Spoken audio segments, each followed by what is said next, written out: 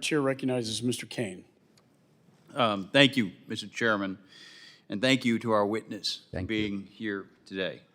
Ambassador Khalilzad, you have a very long and very distinguished career in the United States government and have often appeared before this committee, and I want to thank you for your extraordinary service to the people of this country and the people around the world.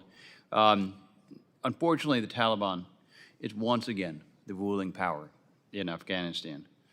From President Biden's go-to-zero order in April 2021 that was meant to coincide with the 20th anniversary of September 11, 2021, despite leaders in the U.S. military previously urging the retention of some troops to support Afghans.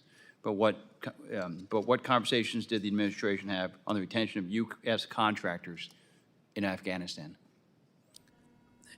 Well, if I understood the question, what impact did it have on the contractors, right? Did I understand?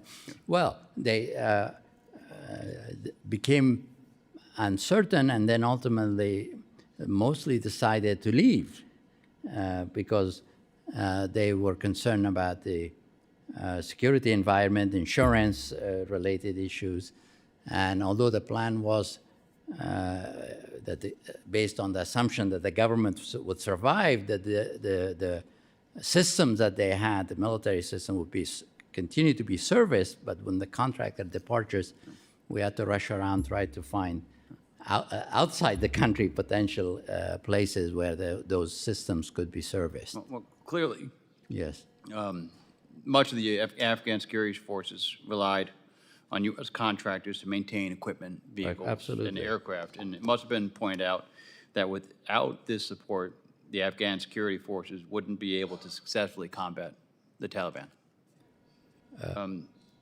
Ambassador, can you also speak to the peace government plan that was advanced by the Biden State Department in early 2021? Whose idea was the plan? Can you talk us there through was a discussion when the new administration came to accelerate negotiations. Because, as I said, even in the previous administration, the desire was to get a political agreement as soon as possible, although realistically, it was assumed that it would be complicated, it will take time.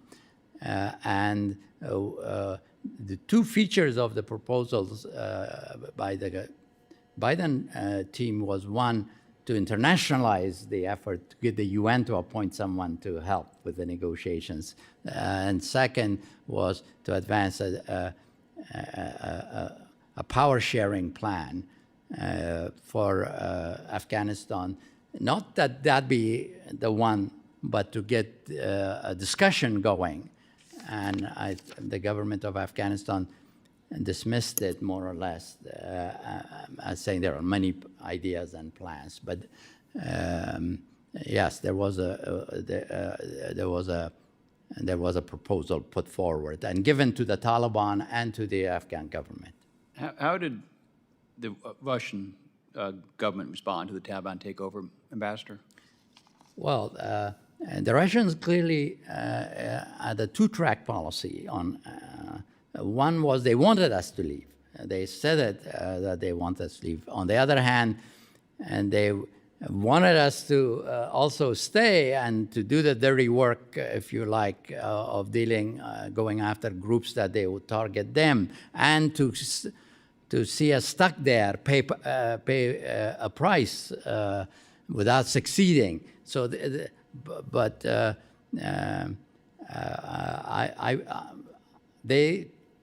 their public statements, at least as I recall, now is a long time ago, the immediate aftermath was they would have preferred an agreement first, a political agreement first.